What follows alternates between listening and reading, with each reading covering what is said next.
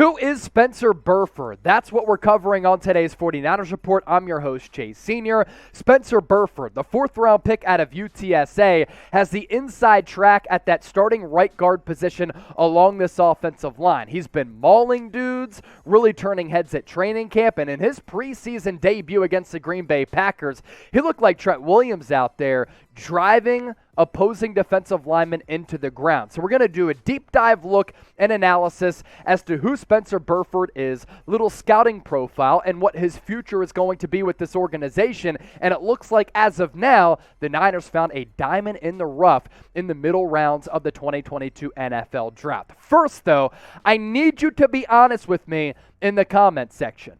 Prior to the NFL Draft, did you know who Spencer Burford was? Give me a Y for yes or an N for no. Do not lie, because if you do, I will catch you and I will come after you. All right, let's get it started. So Burford, been getting all of the starting right guard reps throughout training camp, started that game on Saturday against the Green Bay Packers. He was selected 134th overall in the fourth round out of UTSA. And when I watched the tape, he really popped against Green Bay.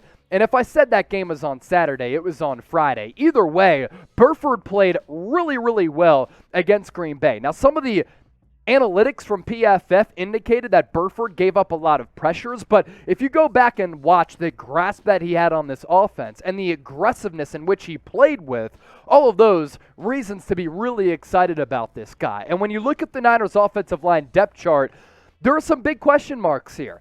Aaron Banks, a big year for him going into year two after being that second-round pick out of Notre Dame a year ago. Jake Brendel has never been a consistent starting center in this league, but because Daniel Brunskill went out, he now has the inside track as well at starting on this offensive line.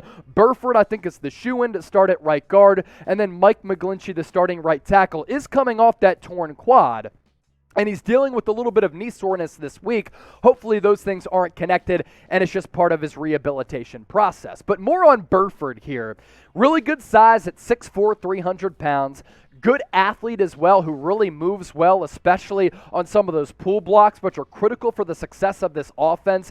Very strong at the point of attack with those large hands and powerful hands on some of those punch moves. He's able to separate against opposing defensive linemen, can create a lot of havoc on those pull blocks in space. Going into his NFL career, was inexperienced playing guard in the run game, which of course is something that you have to hone in on with Kyle Shanahan's outside zone scheme, but it seems as though he's been able to grasp these concepts very, very quickly. Racked up some pancakes against the Packers, as we talked about, and at UTSA, it's not a football powerhouse by any means, even though last year they had a really good season, but all of that experience that he got at the college level has benefited him now, which is why he really is making headway to be the team starting right guard for a team that has Super Bowl aspirations. A 4-year starter, 21 games played at left guard at the college ranks, 20 at left tackle, and then 2 at right tackle. So really, he played all along the offensive line, and now he's playing a completely different position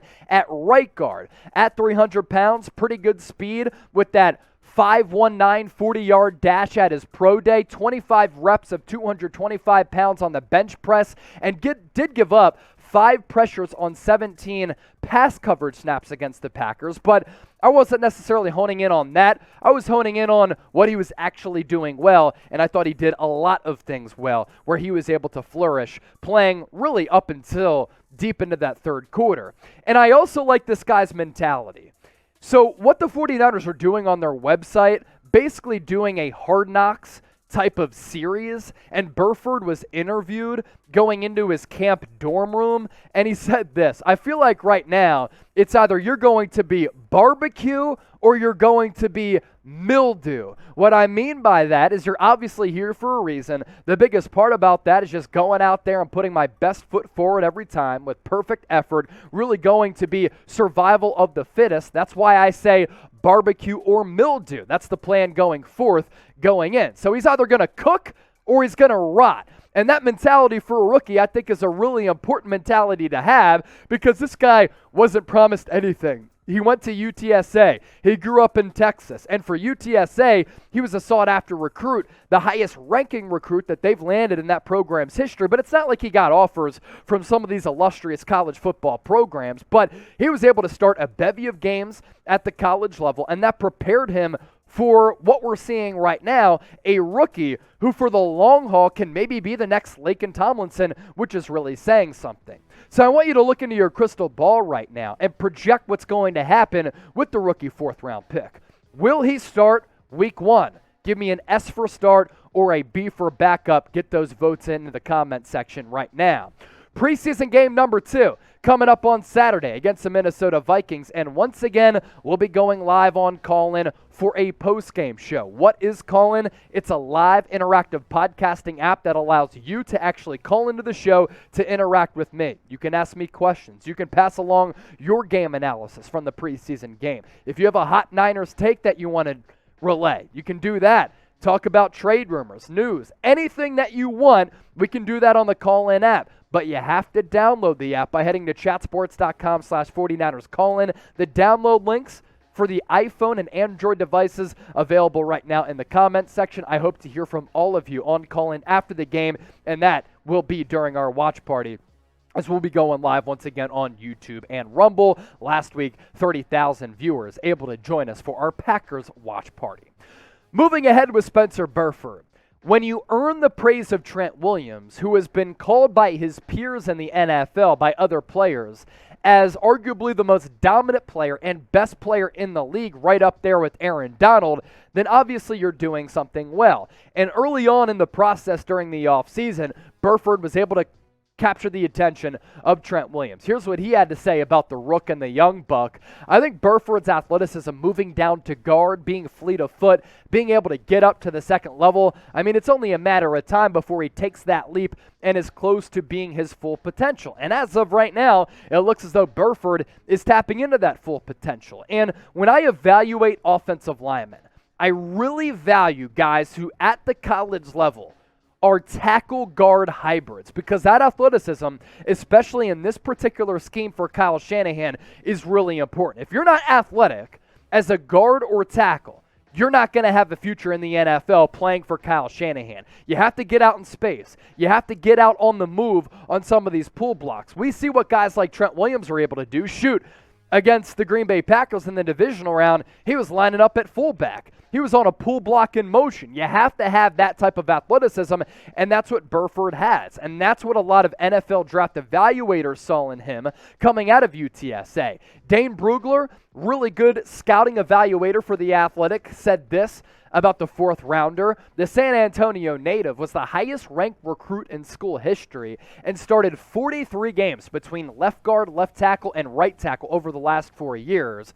Burford is a good-sized athlete with the nimble quickness to cover up edge speed and active hands to battle through the whistle. Does a nice job with his pass set depth, but is guilty of oversetting and needs to stay on schedule to mask some of his deficiencies, especially in the run game. Overall, though, Burford must continue to bolster his play strength and hone his technique, especially in that run game. But he is an agile-footed blocker with the body twitch and play personality worth developing. He projects as an NFL backup as a rookie, but the skills are there for him to earn a starting tackle job in year 2 or year 3. Now, Brugler, like a lot of other NFL evaluators, had pegged Burford to be a starting tackle in the NFL.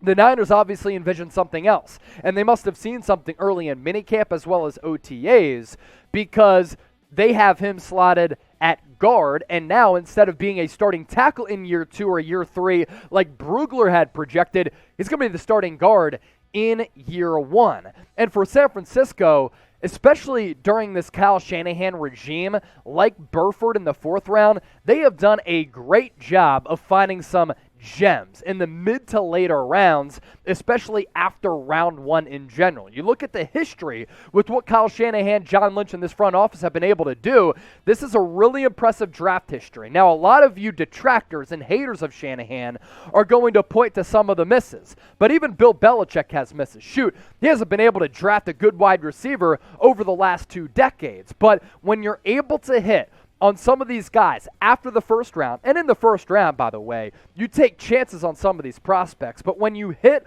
on some of these players after the first round, mid to later rounds, this is what allows you to build your football team from a roster construction standpoint, but also financially because you're not paying a lot of money to these players. So you look at the Niners draft history over the last few years under Kyle Shanahan, look at the quality of players they've been able to select who have been big-time contributors for this team over the last couple of years. Last year, 2021, Talanoa Hufanga in the 5th round. Elijah Mitchell in the 6th round. Year before that, Niners starting slot receiver Jawan Jennings was found in the 7th round out of Tennessee. Deebo Samuel, one of the greatest second-round picks in franchise history. That right there, a steal. Trey Greenlaw is a part of one of the best linebacking cores in the NFL. Niners found him and snatched him up in the 5th round. Fred Warner, a 3rd-round selection out of BYU. He's now an all-pro and having the best training camp of his career, which is really impressive.